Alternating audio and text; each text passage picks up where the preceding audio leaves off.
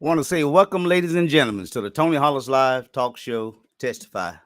We got a special broadcast that I'm running today, so I don't want to confuse you all. Yes, I am continuing to broadcast on Tuesdays, but we have a special broadcast today. Okay, we will have candidate Gary Tobar to come and speak with us. So sit tight, and we'll get started in a little bit.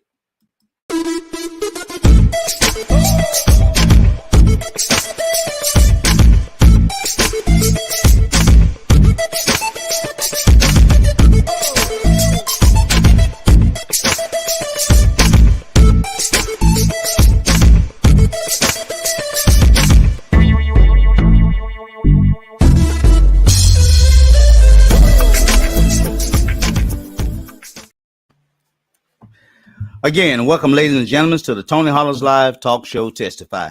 As I indicated, we are trying to wrap it up on the primaries. We have Mr. Gary Tobar coming back to speak with you all, the voters. His campaign manager, Mr. Dwayne Mays. So those two would be my guests today. This is a special broadcast. Of course, many of you know that Mr. Gary Tobar um, has an opponent, Mr. Mr. Joey Carr. Okay, and so that would be his opponent. And so again, this is a special broadcast, and we want to go ahead and just dive right in real quickly. And so I'm going to bring on my guests right now. So sit tight with us, okay?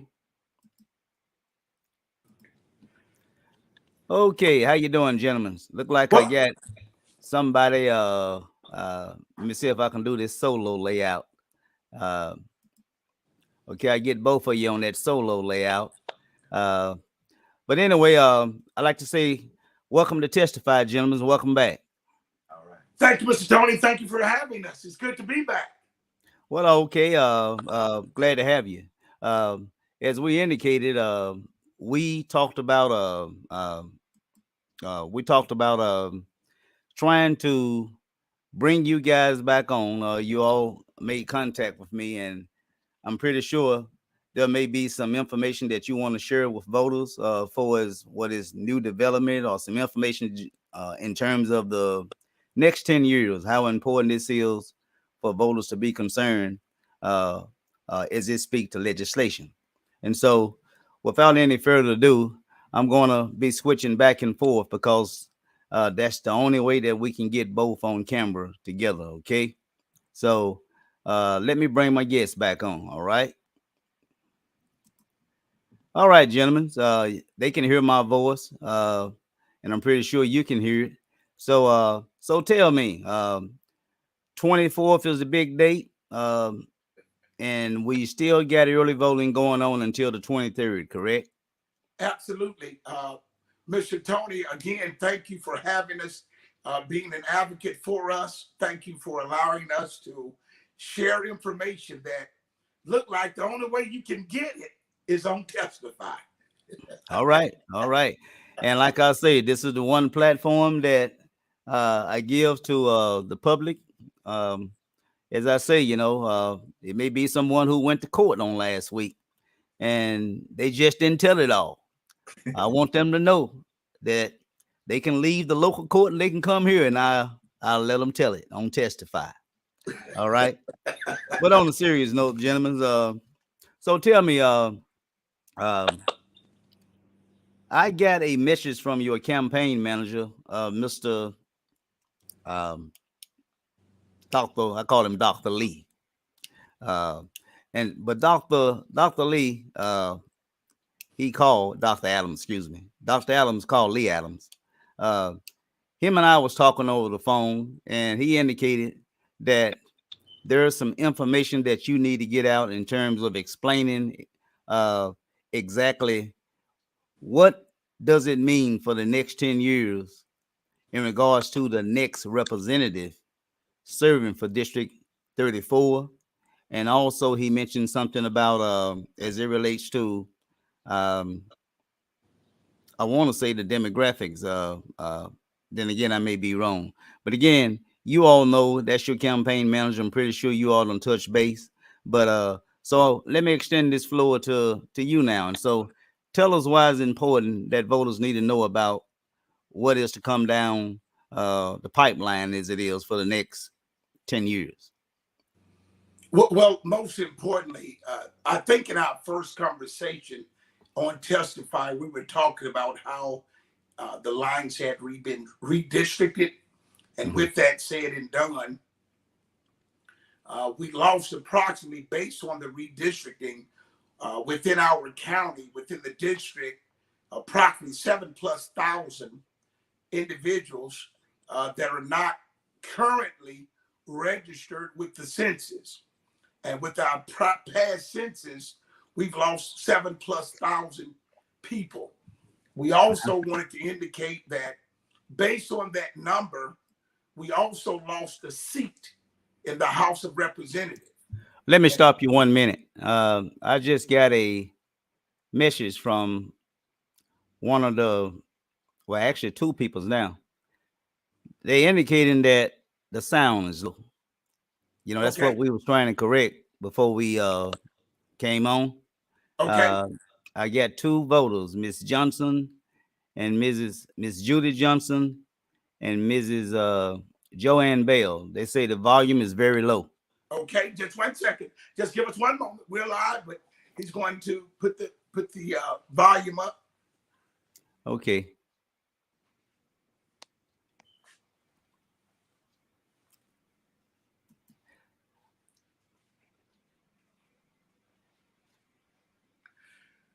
And Tony, even though I didn't preach today, I promise you, I don't feel like yelling either.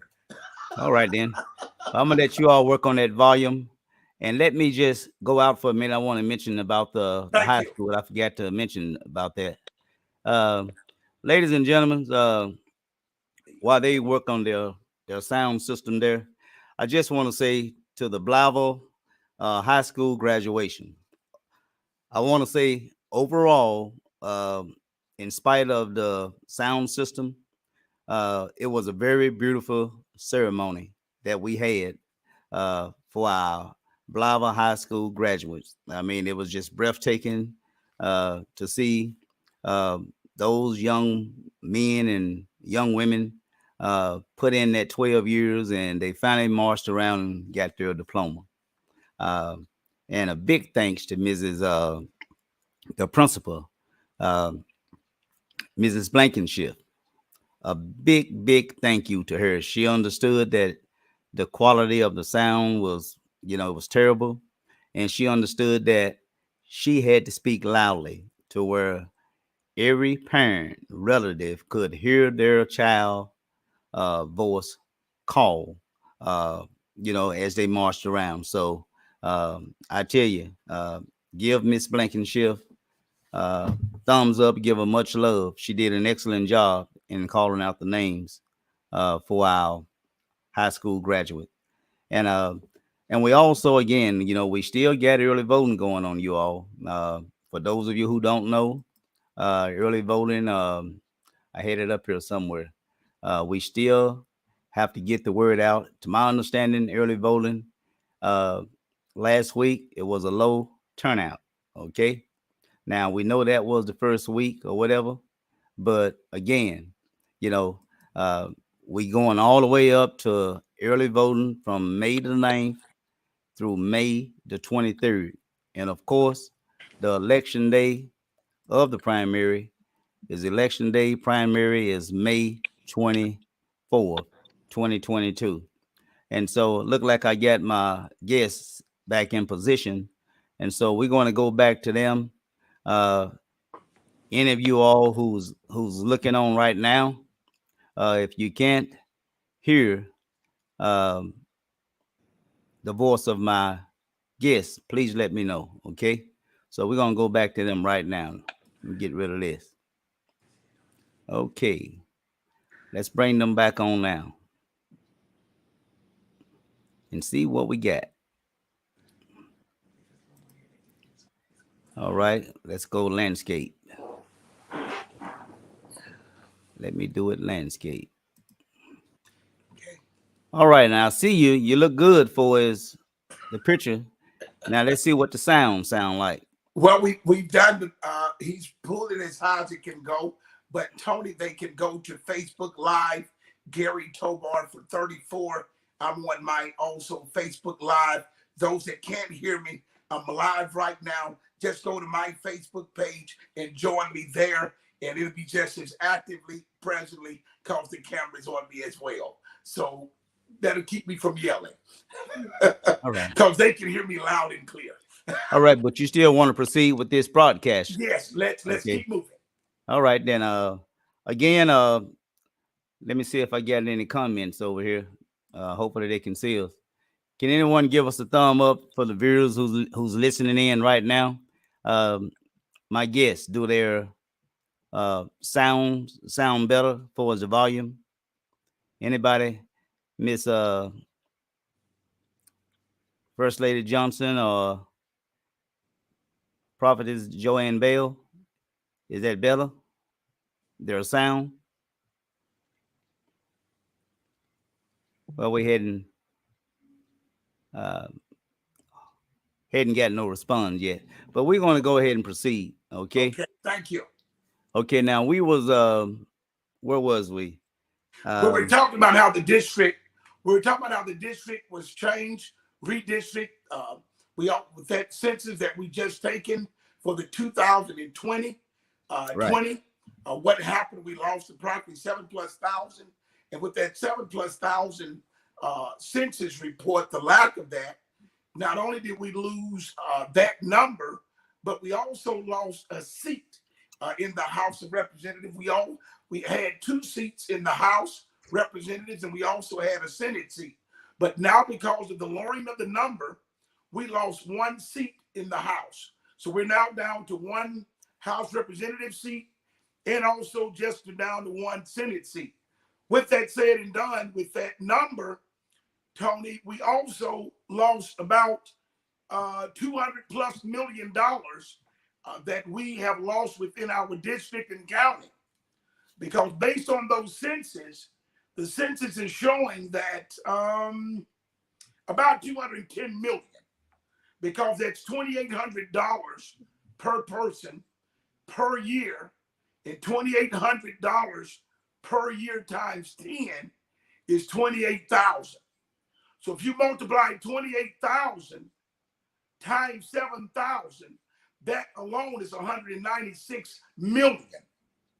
So if you take that lower number between 72 to 7,400, I think we got about 210 million is what the numbers is about according to the 2020 census. Because of the census have also impacted the 1 seat that is now currently, that is a new seat, District 34. It is a new seat redistricted based upon the amount of people that's in the county, also based upon the population.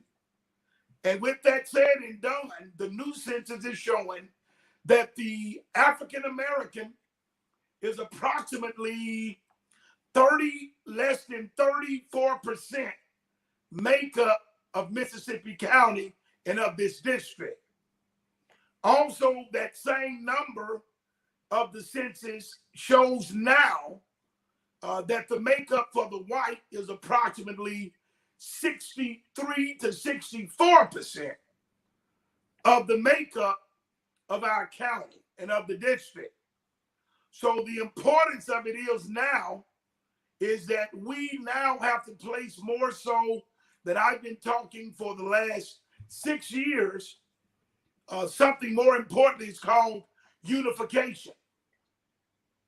And unification has been my platform ever since I began this race, because I've been really pushing the mere fact that we are not race driven by color, and we're not party driven by a party, but understand that every individual from the south end of the district to the north end of the district, we all are important and should be included within the focus of the district. And as I stated also, due to the fact that we've had so many people that I have met over the last 6 years on this journey, that we now have come closer than we ever have come before. Now, Tony, with that, with the knowledge of the climate, with the knowledge of the landscape, the Republican is now the supermajority that make up the state of Arkansas. And when I say that, we're now hosting 78 seats in the House of Representatives out of 100 that are Republican. So let me Out of stop you for a 35 minute. Senate seats, there are 29 Republican seats out of 35. So let me stop you for a minute. But Tony, to bring it even closer, within the last 10 years, we have 8 quorum seats in our Mississippi county that are Republican. County judge, Republican. County sheriff, Republican.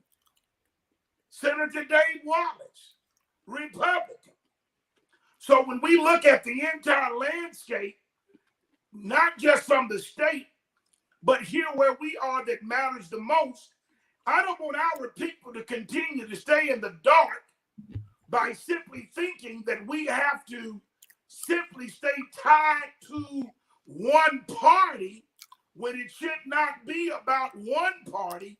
It should be about unification, bipartisan relationship, and understanding that it is more than just one race. It's more than just black. It is about black, white, and Hispanic, as well as the other ethnicity makeup, 1%, that make up our district. And we must also understand that we can no longer try to create in this climate that it is more systemic racism than it should be about the current climate that we're in. Now, let me stop you for a minute. Let me stop you for a minute. Okay, you explained, if I heard you correctly, you had mentioned that we lost some $200 million due to this new census or what have you.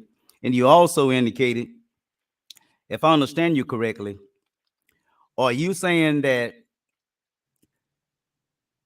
a Republican is finna have a clean sweep, that our Democratic candidate, which is Ollie Collins, waiting on the one of you and Joey Carr?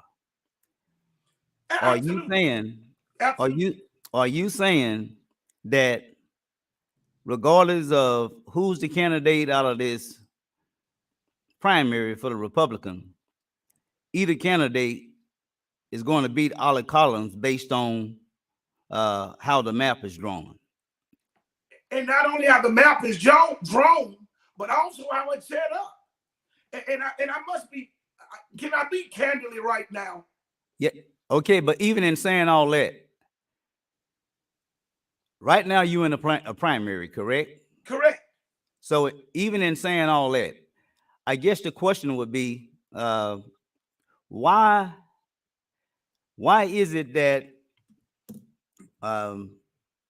you believe, between you and Joey Carr, why do you believe that either one of you can pretty much be the winner against Ollie Collins? I mean, although you explained the percentage wise, but how do you think that make the Republican candidate the favorite?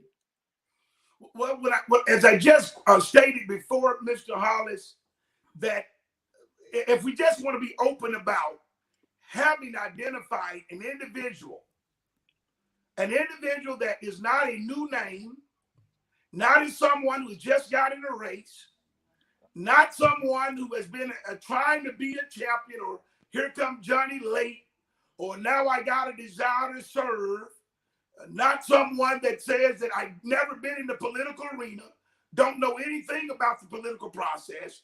Truth of the matter is, while you talk about either candidate, the truth of the matter is both other candidates have one of the same things in common.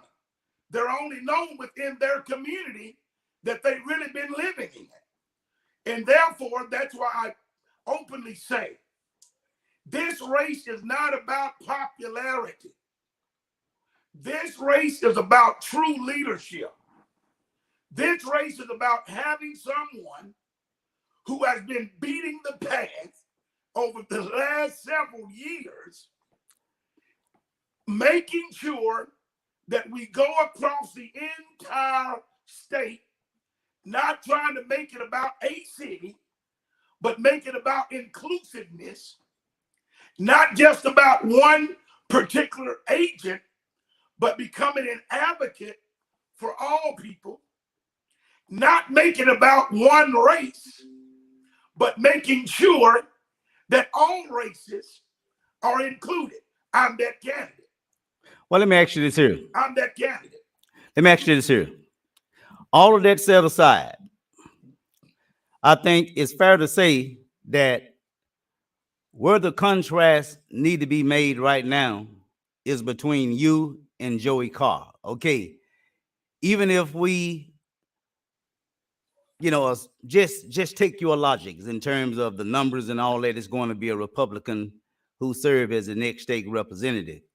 Still, right now, it's you and Joey Carr who are on the ballot on the 24th of this month. So I guess what I'm asking is that, how do you contrast you from Joey Carr? What make you the better candidate from Joey Carr? I think that's what voters have not heard yet. I mean, you explain it, the census, and you explain how there are very few Democrat who's serving at the steakhouse. But again, it comes back to you and Joey Carr. How do you contrast yourself from Joey Carr as being the better candidate? Can you expound on that? Thank you for narrowing that down. And I thought I was very clear when I stated earlier, but I will just stick with Joey Carr for now, and I'll see Mr. Collins in the very near future in November. But most importantly, when I think about a contrast, the only thing that Joey Carr and I have in common right now is the mere fact that he has come on the ticket for the Republican ticket. That's the only thing he and I have in common. Just the Republican ticket. That's it. So why are you the better candidate? There is anything else that Joey Carr and I have in common other than the mere fact that he has came out of nowhere in the last 60 days and has put his name, have been drafted to be in a final, the biggest primary that is going to make the biggest impact in this part of the state. And he has jumped in a race in 60 days and think he can get in a race that are no name, no involvement, never participated, never engaged, don't know anything outside of his present resident, thinks that he can get in a race because he sees an opportunity, because the myth is if you're a Republican, anybody can get in it and win, which goes very clear. This race is merely a race that is boiling down to a climate that we have been faced with, not only in our state, but in the United States of America. And that is the mere fact that we're dealing with a race theory. A race theory that has disconnected our entire society. Okay, what do you mean a race theory? I mean, what do you? There's a critical race theory. You know, the critical race theory is now the new era, the new climate that we're dealing with. We went from a riot from 2018 we went to Black Lives Matter. from the Black Lives Matter. We went to the climate. Okay, I understand all that. What I'm the asking COVID, you, and we went from what I'm asking you is about CRT, critical race theory. this. What I'm heading. The How does systemic racism, which was then in 2020, now from systemic racism, the current era in this climate is critical race theory. And the critical race theory is now that the white supremacists, which is the bedding of communism, which is trying to say if you're white, you are now superior, and everything other than white is submissive. So let me stop you there. So let me stop you there. Concept, So what you are saying is that talking about your race. Correct. And right now we even brought CRT into it, critical race theory. Yes. Are you saying, if I'm hearing you correctly, are you implying that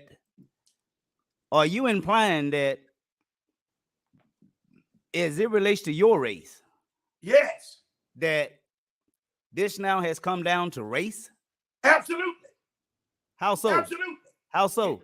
Well, when you look at the redistricting of the lines, the falsified assumption is the falsified sensitivity of this race is now because you're white and a Republican, you can win the race.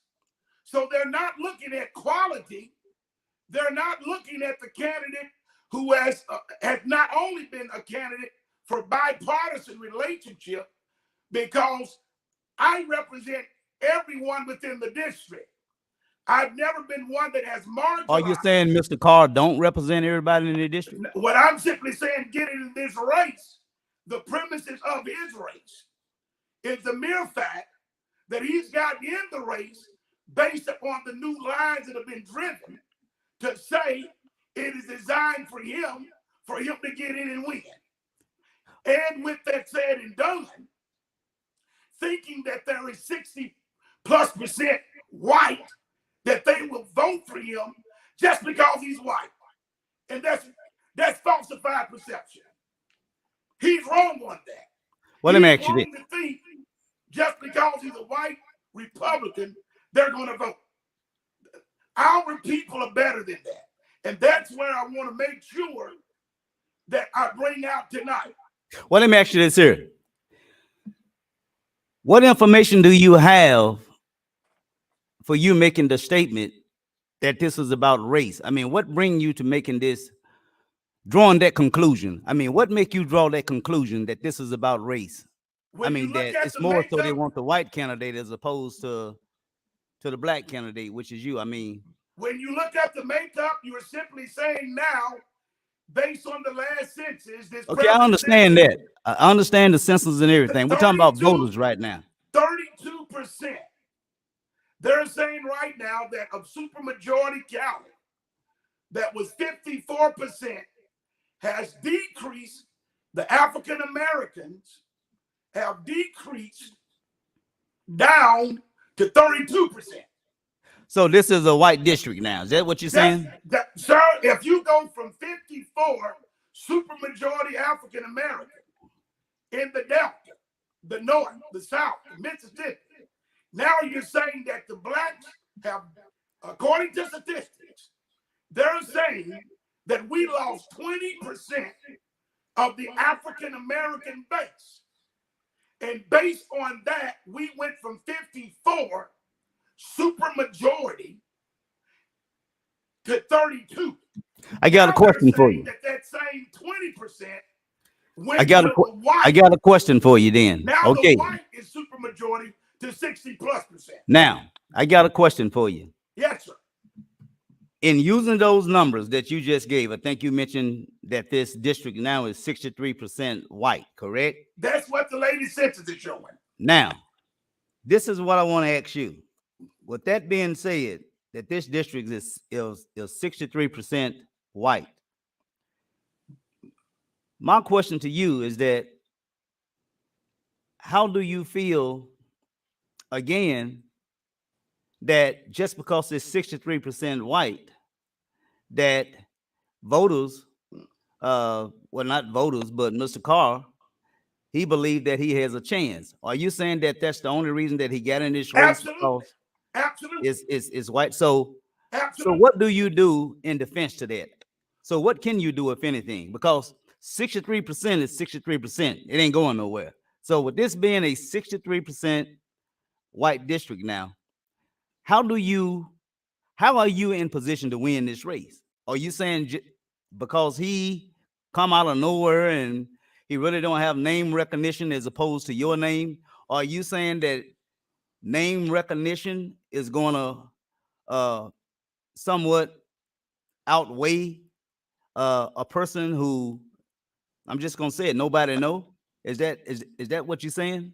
I'm saying that 6 years being the champion, not only for the agriculture, not only for the business, not only for the community, not only focusing on the development of education, I'm saying the individual that has been fighting for the last 6 years, understanding that I'm the only candidate that has put my entire focus on the needs of District now 34, understanding that I'm the candidate that has been going against the grain, understanding that we as a district, not party driven, and I want to be very clear when I say this again, Mr. Tony, because no party, no party owns any human being.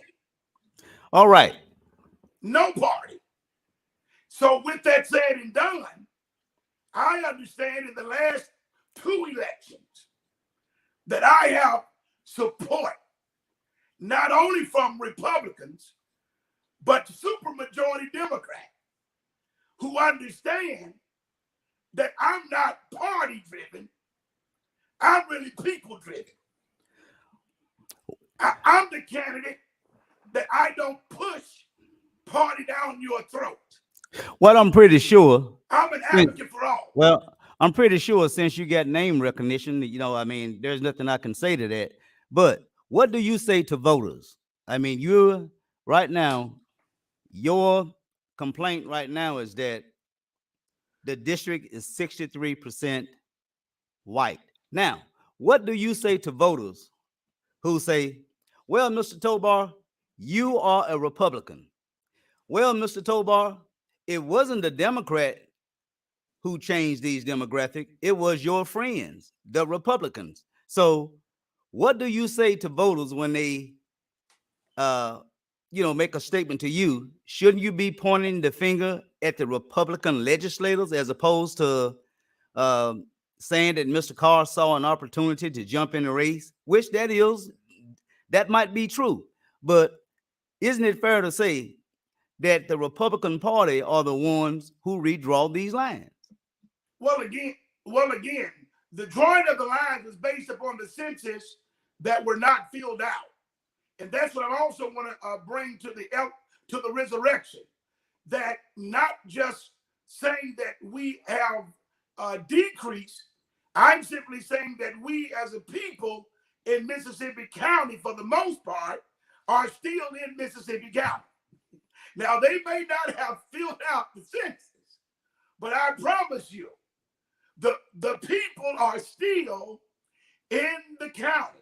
Now, I did say this very clear during Well, the COVID. so in other words, you're contradicting your own statement. If you're saying what you're saying to voters is that number 63% is misleading because there are black people who didn't participate in filling out the census. That is what I'm saying. So in other words, then those percentage of black people who did not fill out the census, isn't it fair to say that perhaps they still can show up to vote?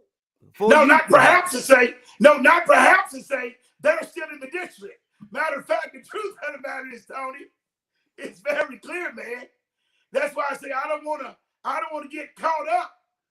What is it about race or is not what I'm saying? What I'm simply saying, based on the numbers that have been given, because of the lack of the census report that was engaged, you have more people that did not fill out their census. So in other words, you in no trouble then, what I'm saying. I mean, Absolutely. they still can come out to vote, what I'm saying. Every, hey, Tony, absolutely. What I'm simply So saying, what I'm saying to you is that although let's just talk the black population, just absolutely, because there is a great percentage of black people who didn't show up, I mean not show up, who didn't participate in the census, that still does not mean that they won't show up at the polls and vote. absolutely. And that's what I'm telling you So tonight. again, what I'm saying is that it's not necessarily uh that the district is 63% white, and therefore, if that's not the case, then how do it become race? And that's where we wanted to bring the finishing line is because, Tony, anyone that is thinking one way only, narrowing to a race, they are behind in time. If you are not thinking about white and black and Hispanic, if you're not talking about Republican, Democrat, Independent, Libertarian working together, understanding that our makeup is not about one, but inclusiveness, you are thinking wrong. And if you think, and I'm very open when I say this, if you think that one party is greater than the other, that is systemic problems that is being the bedroom of the disconnect of our society. That's Okay, why where's I that coming was from though? I very mean, clear. who's thinking that way, that one party is better than the other party? Who's thinking that way? Well, when you think about in the present climate, in a demographic area where the Democrats are super, in the area where we are, it's a super majority, where the African Americans have been aligned over the last 50 years with one party. Super majority, one party. But when you think about the climate that has changed over the last 50 years in a state where we all would live in a supermajority Democrat state, now our state of Arkansas is now flipped and it's the supermajority Republican. Well, my thing is this here.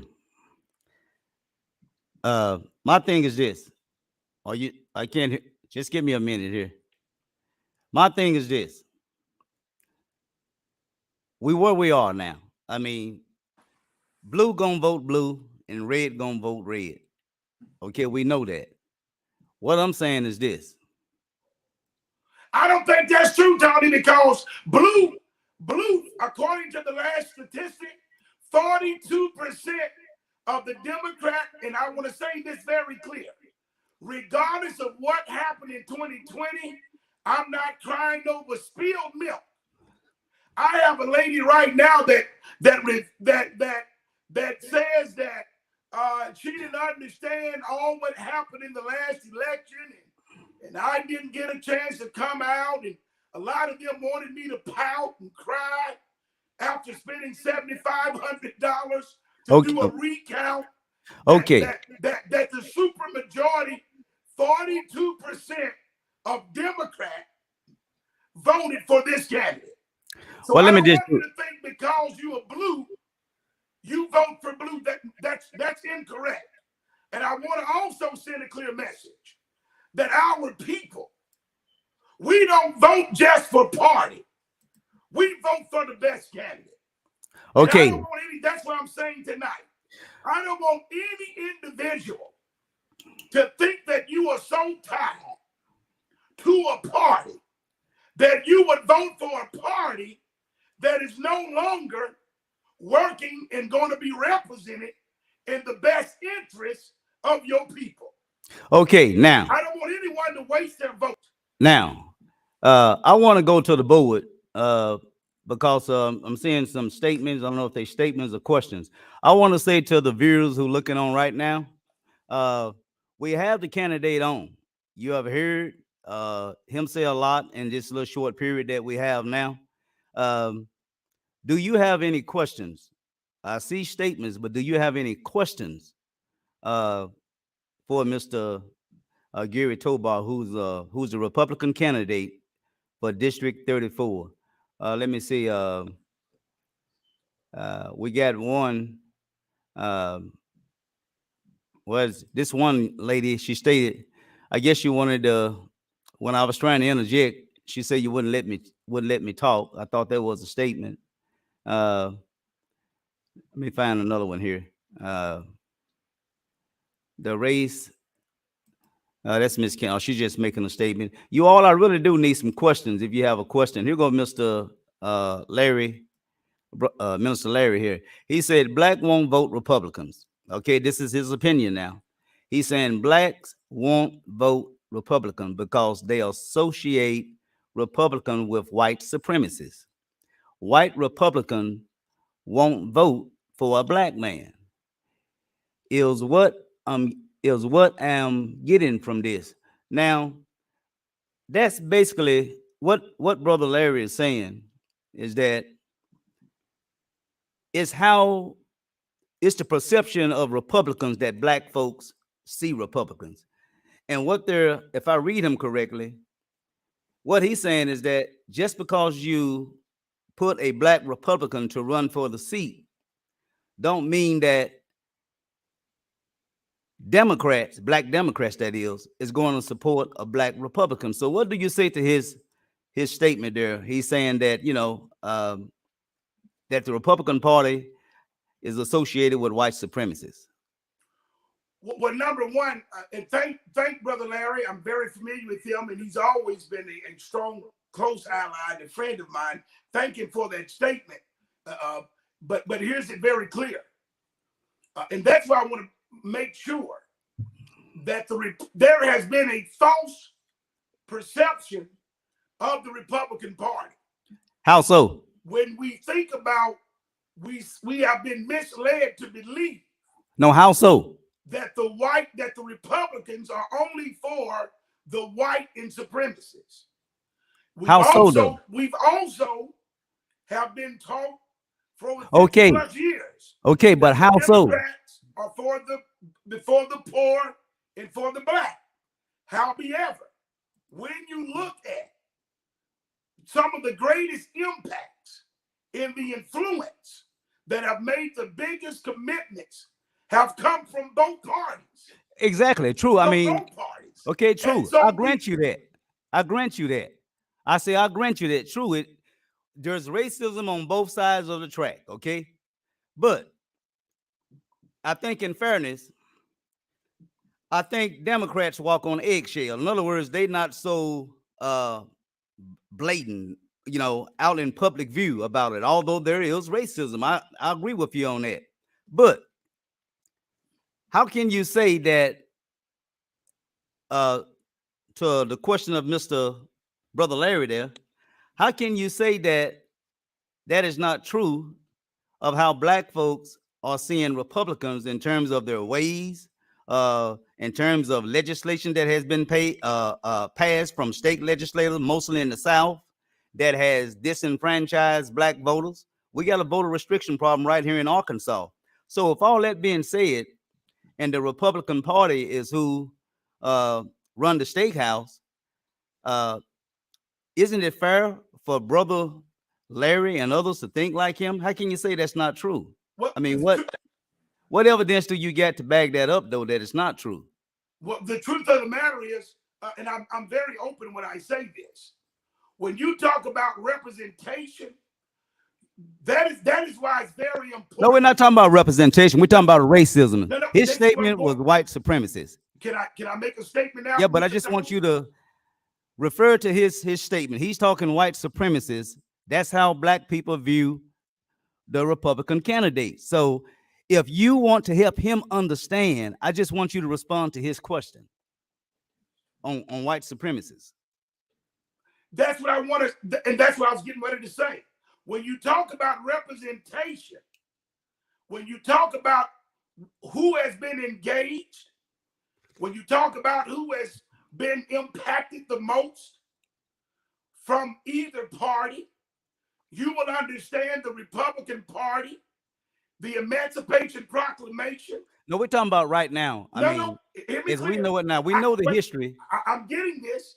Black folks used to vote for Republicans. That's true. when you talk about the first impact made in the state of Arkansas, having the first African American employment in government was under Winthrop Rockefeller, the first Republican governor that hired the first African American in government in the state of Arkansas. Okay, but when again, you also talk about, but again, if we can just cut, because we don't have a lot of time here, what I'm saying, that's why I'm trying to narrow it down, and then we can move on to the next topic.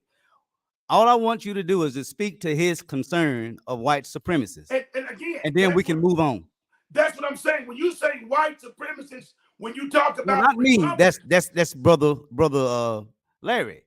Again, when you narrow that down to say white supremacists with the Republican, you are now saying that no other party. No, he's not saying that. He's not saying that. He's only speaking to Republican Party. That's what he's speaking to. And that's what I'm saying. So isn't it true? But isn't it true that they're not just on the state level, but mostly from the national level?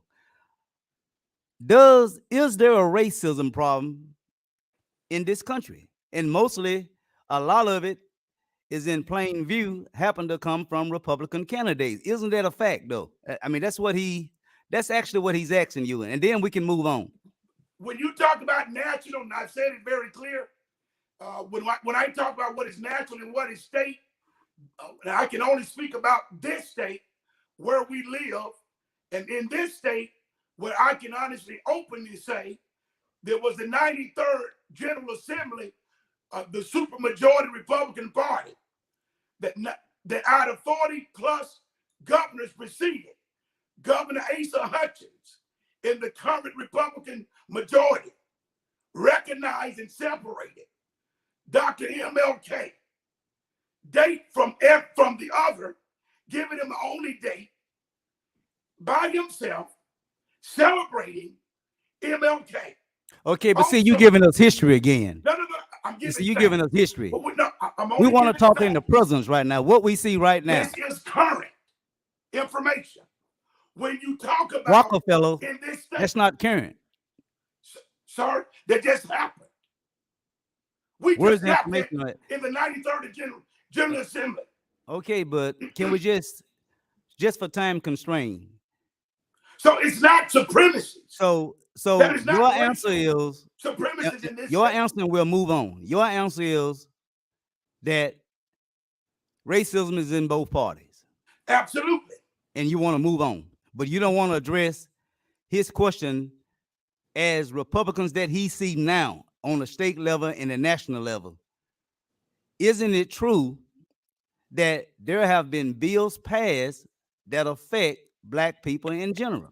Well, in most cases, and I say this again, Mr. Tony, we have this concern not only in the Republican, but in the Democrat as well. So again, I'm agreeing with you on that. And that's why I'm saying I'm agreeing with you on that. You get no pushback from me on Democrats not having racist views. They do. Okay, absolutely. They do. And that's why I want to be very open. I don't want to fear that one is greater than the other, because we got problems. But the thing is though, candidate Tobar, I'm admitting that there are white supremacists in the Democratic Party. What Mr. Black wanted, Larry, what Mr.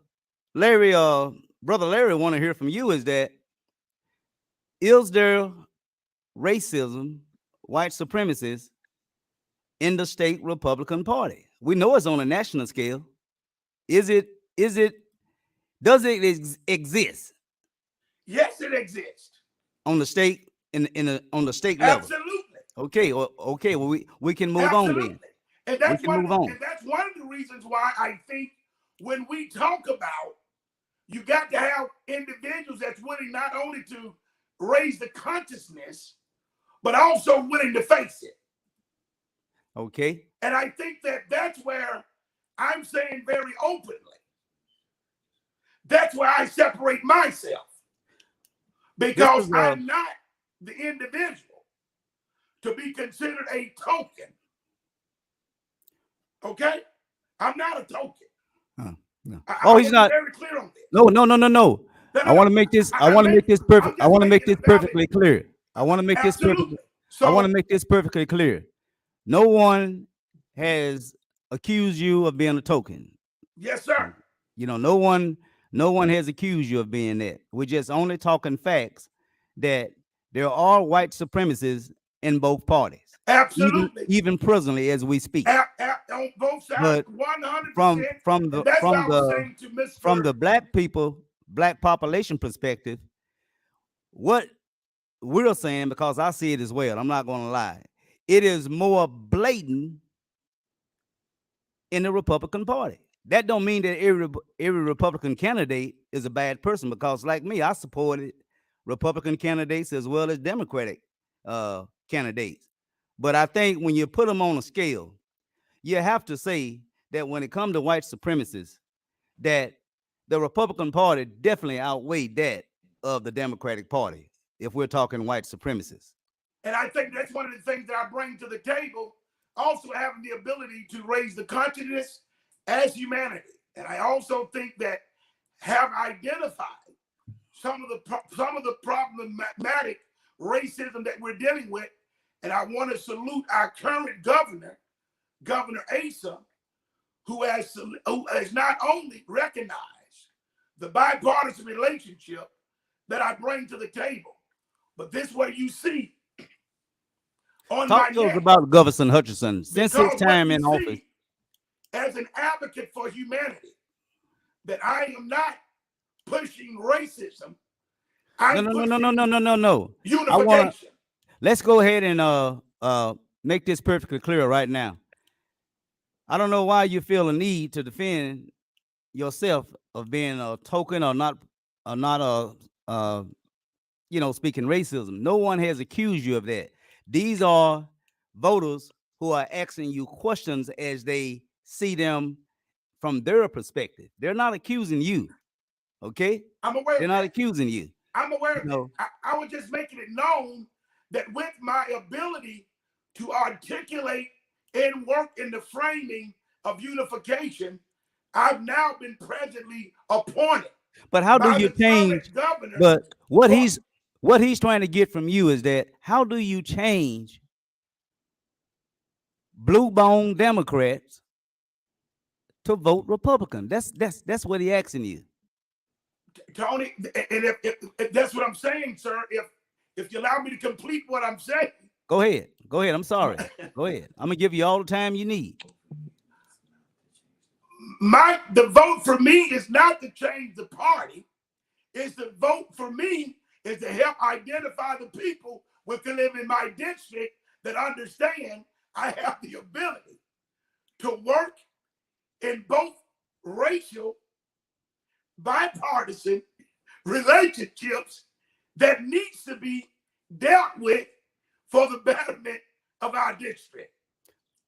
So See, you can change what the perception of how black people view the Republican Party. Is that what I'm hearing? I didn't hear you. Are you saying that by you serving as a state legislator, working on both ends, the Republican and the Democratic Party, are you saying that you can change the perception of black people as to how they view the Republican Party as being white supremacists? Well, it helps bring Can you everybody to change the that? table. What that does, it helps bring everyone to the table. See, in honesty, Tony, see, if you don't understand who I am as an African American, and if I don't understand that individual who is white or Hispanic, see, it's having the ability to sit down, have these kind of conversations, to understand that's why my most important number one platform is what I've discovered is we have more things in common than in difference. And when you go to raising the consciousness, just speaking of racism, then you are now just stigmatizing and putting something in a box that I Are you promise you saying are just you takes saying us that away from an opportunity to show that our indifferences by race okay, this is does my not last separate us. this from is our my county. last this is my last comment on this topic. So, are you saying that do black people have, well, let me ask the question. Do black people, the black race, do they have a valid complaint when they say Republicans are white supremacists? Do they have a valid statement when they make that statement? I can't think of what people. I'm gonna be real with you. I can't answer that because I tell you what I see, and I can only talk about me. See, because I can't look at any person. Okay, what do you see then? Let's talk about that. Let's talk about that. What do you see? I see an opportunity to have better relationships. You don't see white supremacists? I see an opportunity to have better relationships and open dialogue, that we can have the ability to sit down and have discussions that are meaningful. And most importantly, my relationship is to bridge. My opportunity, what we see now, is being a bridge builder and connector, not defining a race based on racism alone, that which is a wall that has divided our both state and our nation. And what I'm saying now, me as the candidate, I cannot speak for the rest of the world. I cannot speak for the rest of every African American. And neither can I be the direct spokesman for any white. But what I see is having an opportunity to have and to speak to a current and climate that we are presently in. That we, whether you're white or black, whether you are Hispanic or other makeup, whether you are a Republican or a Democrat, whether you're a libertarian or an independent, whether you're a Tea Party, it doesn't matter. I understand that we all are important. Our needs and concerns are just as equal and greater than the next.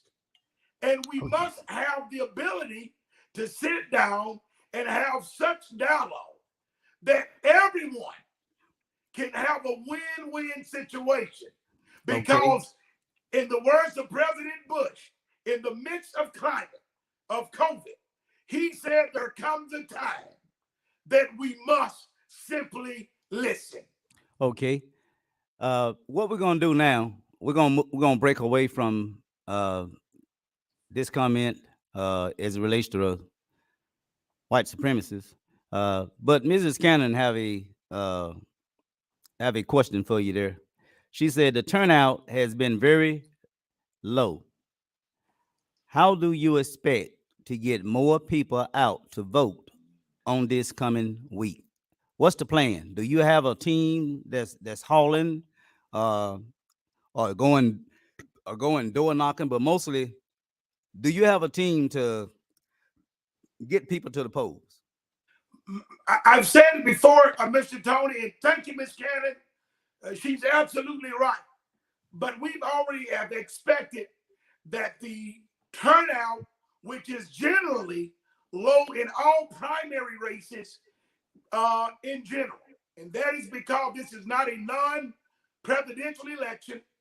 We also understand that is something that has also impacted us, Tony. And thank you again, Ms. Cannon, because what has happened in the last 32 years in our area. So you don't have a team right now to haul to the polls for We early have voting. what we are trying to identify now, based upon this past week, will give us a better opportunity to see what is the best alternative, how we can encourage more in all. I must say But this. right now, you don't have a team. What I'm saying to haul people to the polls as of now. Right now, again, based upon the numbers, we will put everything in place based on this past week, understanding that this week going up to the 24th, we are trying to now, and that's why I'm on your show right now, to encourage those to understand that this primary election is just as important as the general election, because this primary election will determine. So why not have people haul to the holes? I mean, if this is an important election, I agree with you on that. But her question is, what is your plan on getting people to the polls? Again, I am using every strength of my ability to reach out to every individual who is in District 34. And now those that understand the importance of this election. So you don't have anybody as of right now, just for time constraint. Right now, you don't have anyone hauling to the polls. I mean, just is that the Again, answer? Mr. Tony, at this juncture, I am using every opportunity to reassure that we want every individual to understand that their vote in this election will determine not only the outcome for May, but for the next 30 years. May the 24th, whether you want to get involved or whether you want to sit on the couch, whether you want to say it's about a Democrat, whether you say it's about to be a Republican. I'm saying that this election. Okay, for time constraint again. 24th, Look like we're an hour into this show right now. Has to understand. Yeah, just for time constraint. And that's Mrs. Deacons. Basically, she just wants you to answer the question too. I mean, it's a simple question, yes or no. As I guess that's what she's asking.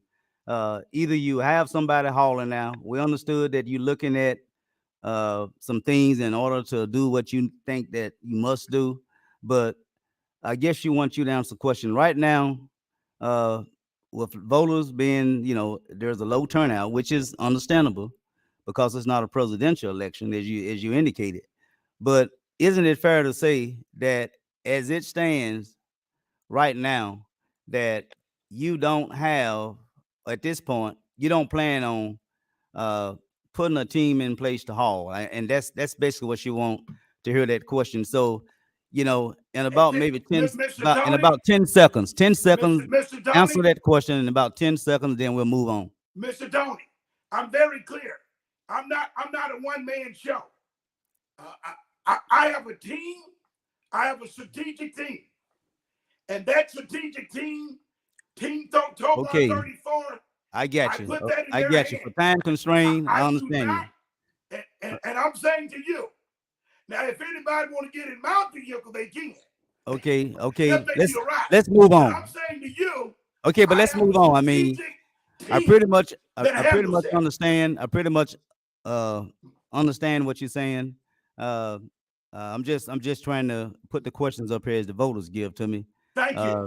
They just feel like that they just want some questions answered. Mr. Tony, if those that are watching, hold up for a minute. We have for those that are watching, hold up for a minute. We got brother. Concerned, we got brother Larry again. They say what I'm saying is the focus need to change from what we have believed it to now focusing on who is better set for the position. This is what I want to know, if the candidate is looking to change the way the party is seen by working for everyone. And that's basically what I was saying, is that when I asked you that question earlier, I was asking you, how can you change it if you should become the next candidate to serve as state representative for District 34? What voters want to know as they see the Republican Party now and for what it is and what it stands for. What voters want to know is that, what do you think you can do to change what they see as a white supremacist party? How electing you gonna change that? That's basically what Brother Larry's and a few others is talking about. How can you, one person, change that? Well, right now, as I stated before, based on my own personal belief, my principle that I stand with. And I've said it before. I don't push my personal belief down the throat of anyone, but I stand on the principles of the party. And that's why I said very clear that when I understand that I yet have to respect just because you a Democrat, it No, no, no, doesn't, no, no, no, it no. doesn't, For listen to time what I'm saying. constraint. That's what I want to finish what I'm saying, if you allow me. Just because you a Democrat, it doesn't make me say that I don't know who you are. That's not what he asking though. I know that. That's why I'm I'm saying stopping you. right That's not now, what he's asking. I'm an advocate. I have the ability as an advocate for all individuals that represents in the entire district. I'm not pushing again just to say I'm one party That's driven not. only, That's not not what for he. everyone. That is not what he's stating. I mean, he's not accusing you of anything. I just want to make that perfectly clear.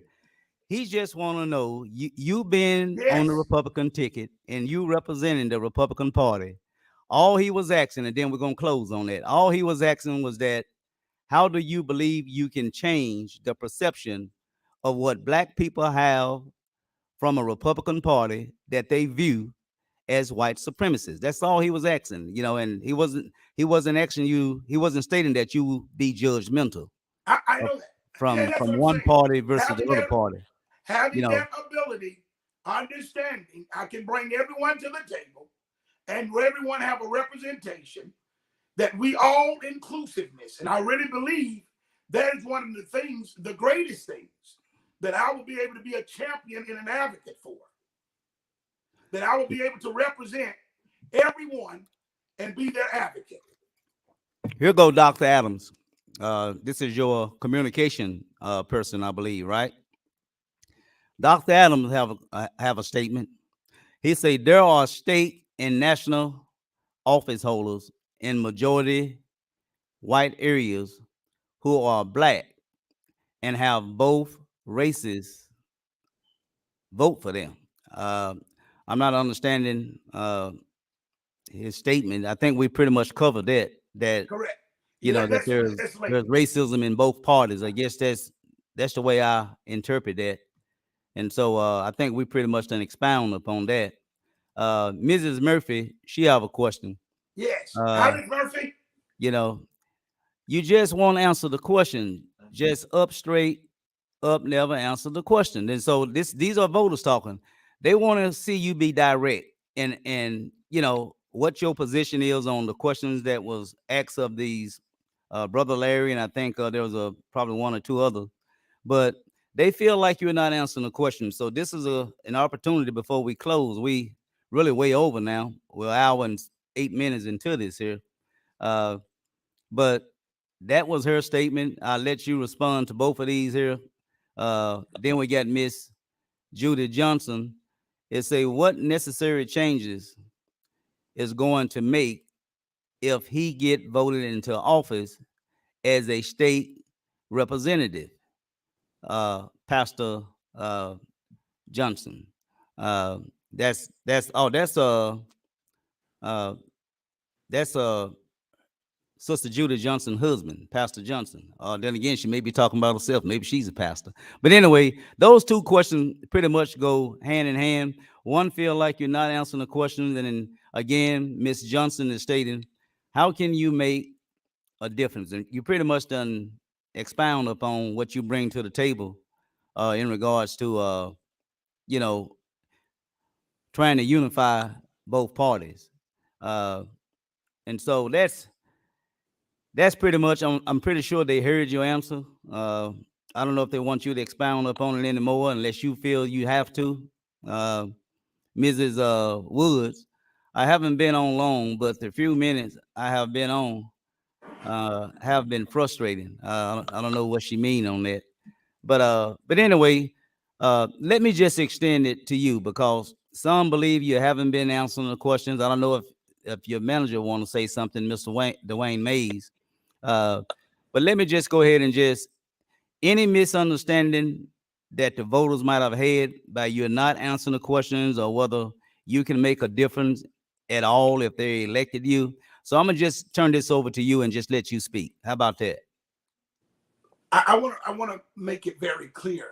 I am not trying to invade any question that has been asked. My whole thrust of this conversation is to be very clear. What I bring to the table is totally inclusiveness and understanding, having the bipartisan relationship and ability. Understanding that I will be an advocate for all, everyone that's included in our district. I've made it very clear that my whole entire run in the last 6 years has been trying to build bridges, not only between Republicans, but also Democrats, building bridges and not walls. Also understanding that every individual that makes up District 55, which is now 34, what I am willing to bring to the table is identifying the needs that really needs to be met, that is very key and vital. The number one concern, understanding that our community, where our children, who does not have one building in our community, in the African American community, that has been a safe haven for recreation.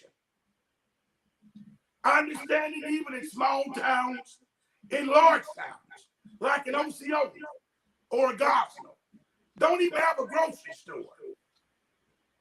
Bringing that to community. Understanding that the real business, not just bringing more industrial businesses and getting more people to work and trying to get them to fit into jobs that would take more time for them to train and develop, 18 and 12 months. We're now looking at bringing jobs, soft skill jobs that are identifying the needs of the present climate that we're living in. Okay, The taxes. we just got two other questions right here. I know from the last time we had you on, I'm pretty sure your plan, you laid out all of that about the jobs, the economics, the things that you participated in, to even help bring some jobs that have landed thus far. And so I'm pretty sure they heard you on all that. It's only uh, probably about two, three other questions, and then we're going to close it out because the time been well spent. And if your manager, campaign manager, Mr. Dwayne, want to say something, I wouldn't dare close out without letting him Absolutely. go ahead and speak. Uh, but this is I watch. This was seemed like this was somebody who voted for you, supported you. It said I watched the message from you last year and was able to speak with you briefly. I enjoyed speaking with you before, but today you have been a little off putting. I guess I don't know. I guess she finding it very difficult to, I guess, uh, interpret or receive what you're saying as opposed to how she enjoyed it. You, I think she mentioned from the last year, the last election cycle. This is Mr. Brother, and I'll let you answer that. I'm just want to run through them. I am a Democrat, and I do exercise my rights to vote. I was told that Republicans electors are given more power and access to resources than Democratic electors. Is this true? That's just a question there. If it's just a yes or no, do you know anything about that? What was the question? I got it on the screen. You can't see it. Oh, that's right. You're sitting No, away sir. from it. I am a Democrat and do exercise my right to vote. I was told that Republicans electors are given more power and access to resources than Democratic electors. Is this true? Well, Tony, when you understand the makeup of where we are in the state with 78 seats in the House of Representatives and 29 senators in the Senate that are So it's Republican, true. I let them answer that. I mean, No, what they would don't you know. think if you don't know the makeup of the state? No, they don't know. And that's why I say it. When we understand the landscape, where we are, But he don't know what I'm saying. Brother Sammy Davis don't know. I know, the but he makeup don't of know. our state, because of the supermajority, is now Republicans, which is now one of the reasons why So that so we that that is true then, right? that is true, and that is one Okay. of the reasons That's why, which is that is one of the true. reasons why our Democrat base must realize in this primary, in this election, regardless of what we may think or believe, the outcome of this primary going into the general will end up a Republican. All right. She just wanted to clarify what she was saying. This Miss Wood, this is one of your supporters again. She said, Tony, I was just saying it was frustrating trying to get a straight answer from Mr. Tobar. So that's basically what she was talking about for us being frustrated. I'm giving you these Yes, concerns is because, you know, I'm pretty sure you're gonna be putting boots on the ground again, and hopefully you can connect with some of these people who putting up there now. They're just thanks for answering. Uh, absolutely. and so and then we get the last one. This is the last question, of course, and then I'm gonna turn it over to you and uh your campaign manager. And I want to say to the viewers, I just can't get any more questions in right now because we've been on now for an hour and 16 minutes. I don't ever Wow. like to try to go over an hour. Uh, and so I'm gonna go ahead and turn this over to uh, candidate Tobar, and if he choose to yield to Dwayne, he can, and I'll come back and let him close it out. So let's switch over to campaign manager Dwayne Mays. Floor is yours. Good evening, everyone, and just want to say thank you all for joining in. We apologize for the sound, and so some are hearing us very loud, and we're trying not to scream. Yeah. And so, but want to thank you for joining us. One of the most important things to remember is because we believe in bipartisan relationships, we understand that although there is a supermajority of Republican in the legislature, is we have a lot of Democratic friends, and our interest is to support everyone and to represent all individuals in our district. We're not concerned about party, but we're concerned about people in community. And we just want to make sure that you understand our advocacy is to represent you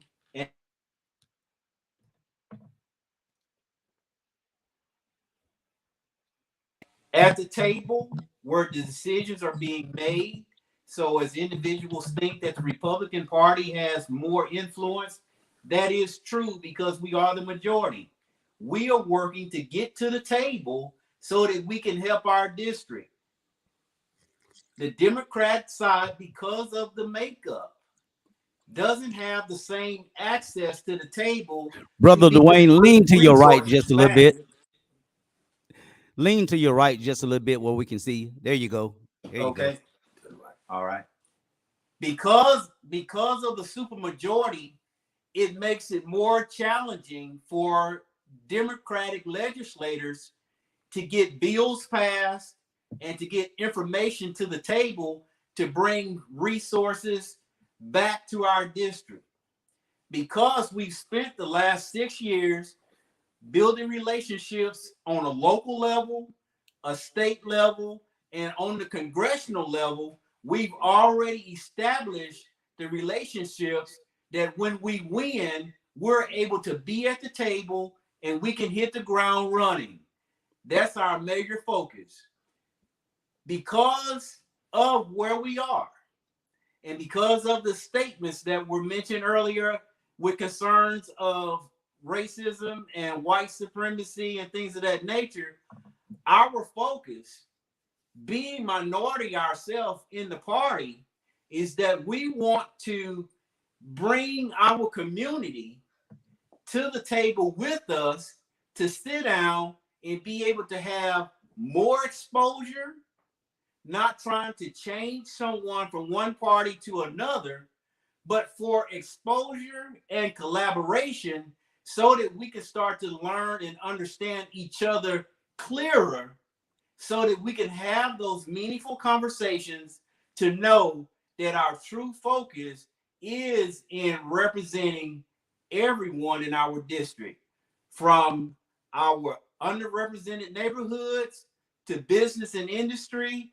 to education to healthcare.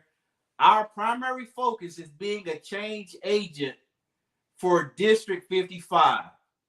And if you 34. stand with us, 34. we're asking, I'm sorry, 34. We're asking for your vote to stand with us. And if you are a Democrat, Libertarian, it does not matter. You have to first ask for a Republican ballot to vote for us. Asking for a Republican ballot does not mean you are changing your party. That needs to be very clear. And when you go to the polls, because we've experienced this over the past week, individuals going in asking for a Republican ballot are being told that they want a Democrat ballot. You cannot influence someone coming into the polls. That's illegal. And so we're encouraging for a fair election process.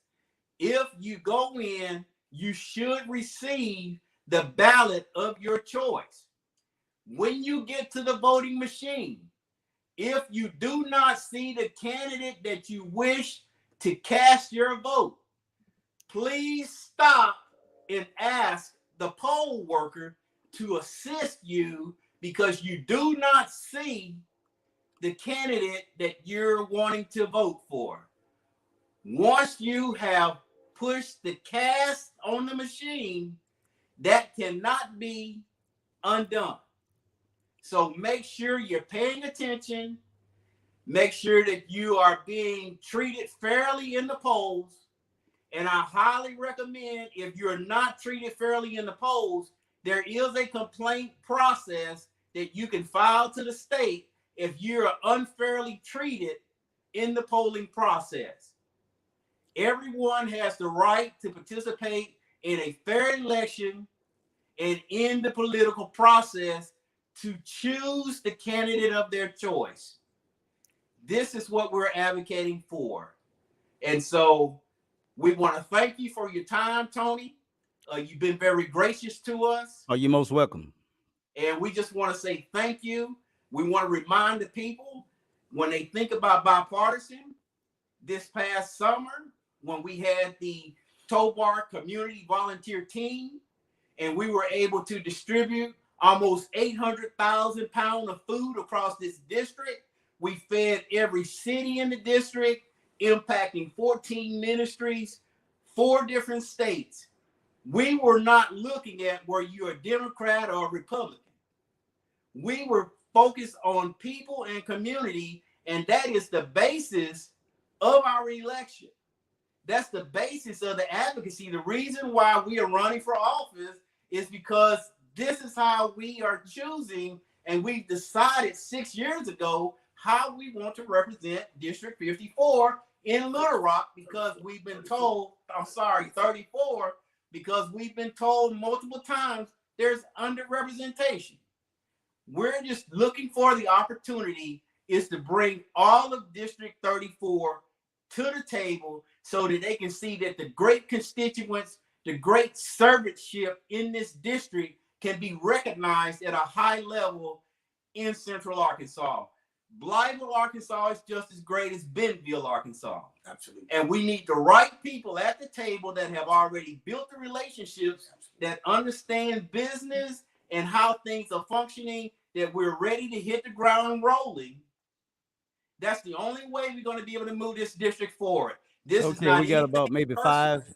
6 minutes. I wanted to go ahead and give candidate Tobar the opportunity, because time is constrained. If you would try to restrain it to 3 minutes, uh, closing out on your closing remarks. But that's Mrs. Wood. She said this sounds good. I have to go back and watch the live again. You are talking a good talk. I would love to see your plan happen. We need to sit down, uh, I guess, and be one, even if our individuality. And so again, this is the lady that supported you last year. Uh, so she closed it on a good note. Although she has some concerns with frustration, she did close it on a good note. But let me go ahead and extend, you know, uh, at least try to take 3 minutes to wrap it up, and then I'm gonna go ahead and give my closing remarks. And as I say, you gentlemen is always welcome, welcome back. Uh, this is your platform, as well as anyone else who's looking on. And so I just want you to know that I only was showing the questions and trying to uh, interpret their intent. It's not my intent; it was their intent. Okay, so I extend you this 3 minutes to close out. Candidate Gary Tobar, my Thank you, friend. Tony. Thank you once again for being our advocate and actually bridging our community. And as I stated earlier, I was not intending to be yelling because you can't hardly hear me. And I definitely did not. And it is frustrating not to raise my voice because I'm really trying to, this is the time for me to be relaxed because I am tired. It's been a long battle for me. All right.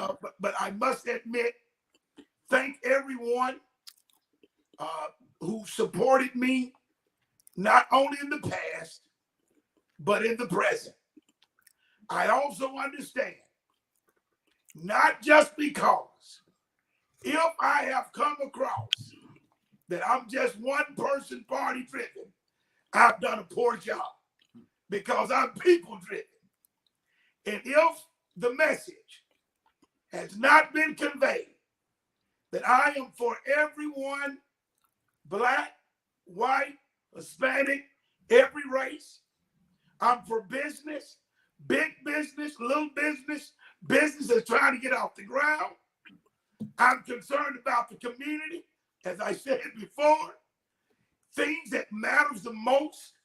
I want to be able now to get past May the 24th, because the truth of the matter is, I need to sit at the table with you in the community so we can have a one-on-one community involvement.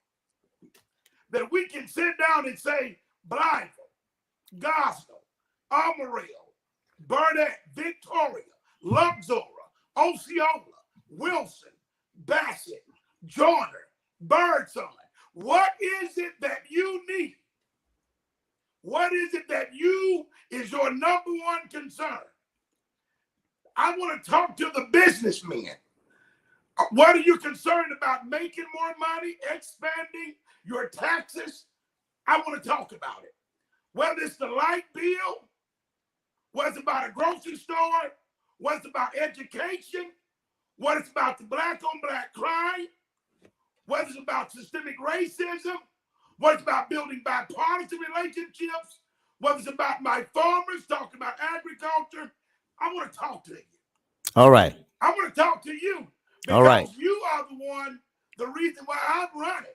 I just want to get past May the 24th so I can be your advocate and talk about those concerns that matters the most. All right. Thank Sound you for fair giving enough. me this opportunity. Sound fair enough. And as I indicated, you're more than welcome to come back, and sit with me.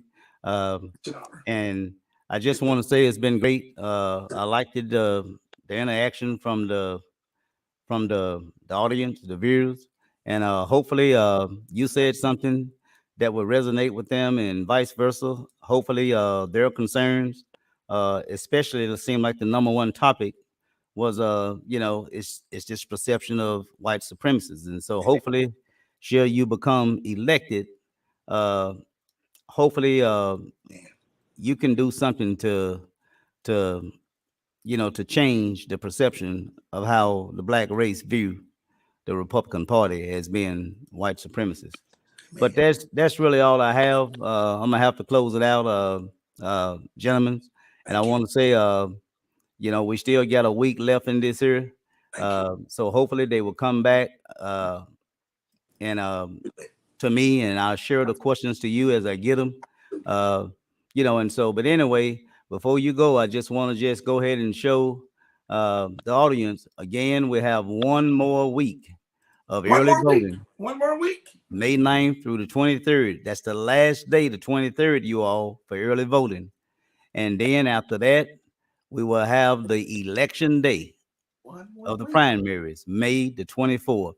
I will agree with candidate Gary Tobar that there is some misinformation given out at the polling place. I have a church member who indicated that uh, when she went in, um, she wanted to vote the Republican. I mean, not the Republican, the Democratic candidate ticket, but ballot. Excuse me. You know what I'm talking about. But they told her that she need to go over there to somewhere and look at the independent. They asked her the same thing. Who do she want to vote for? And so I thought that was strange myself. So I don't know who is this person down there. They say she's a heavyset con Caucasian lady. And so I do plan on stopping by there tomorrow to see exactly who is this person that's giving out uh, wrong information. To my understanding, there's not but two ballots you can ask for, and correct me if I'm wrong. Is it Democrat and Republican, or is it Democrat, Republican, and Independent? That's correct. Three. That's correct. Three. It's Okay. three. Well, anyway, I share that with her when I go back to church. But anyway, gentlemen, you all have a blessed remaining day. Okay. Thank you, Tony. Thank you Peace once and again. love. Bye Much bye. love. Well, ladies and gentlemen, that was candidate Mr. Gary Tobar. I appreciate your interaction in this broadcast today. Sorry that it went as long as it did, but we're getting down to crunch time. Like I say, this is the last week coming up for early voting. Please do. You get his web page. Yes. You can contact him through his web page, or if you got his card, give him a call if you want to further this conversation in regards to some of the concerns that you listed today. Okay, so I know everyone over here. I can't get all these questions in. I'm gonna have to come back later because the time has been well spent. Uh, I see you, Mrs. Woods. I see you, Mrs. Murphy. Uh, I see you as well. Very good questions. Hopefully, we can come back and uh, and we can do that again, Mrs. Deacons. I see you as well. But the time has been well spent. You all, I will agree. If there is any discrepancies, you feel like you're getting the wrong information, please speak to someone. Okay, do not leave frustrated because uh, someone down at the polling place is giving you a hard time. Don't let them push you to the point to where you just leave. Okay? Don't let them do that. That could be the ultimate goal is to frustrate you to the point to where you leave. All right? Right. Right. Again, I want to say to Oxiola, I know you all still been sending me information about the all year round school schedule that you have. Uh, as I indicated, I don't know if how many of you read my comments. Uh, if the superintendent and the board is going to act, they need to do it this week. If they don't act in the next 3 days, you need to go to something else. And as I indicated, you can always petition them in the court. You know, maybe you can consider filing an injunction. An injunction will stop everything in its place until a judge hear both arguments from the complainant as well as the defendants. And hopefully that process will take place within 14 days because when you file an injunction, it's called an ex parte uh, injunction. It's just like an emergency. This is something that can't wait. And so if you don't hear nothing from the superintendent by Wednesday of this coming week, um, I don't think you should be too hopeful that anything is going to happen. Okay, so that's all I have, ladies and gentlemen. Sorry that this broadcast went as long as it did, but you all please come back and visit me uh, next week. I'm hoping to be in town next week. I don't know if I will, but I'm hoping to be in town next week. And so please do come back and Tuesdays, okay? This is just a special broadcast Sunday. Please come back and we can do it again, all right? So until then, I want to say may you all have a blessed and remaining Sunday. Peace and love. God bless and good night.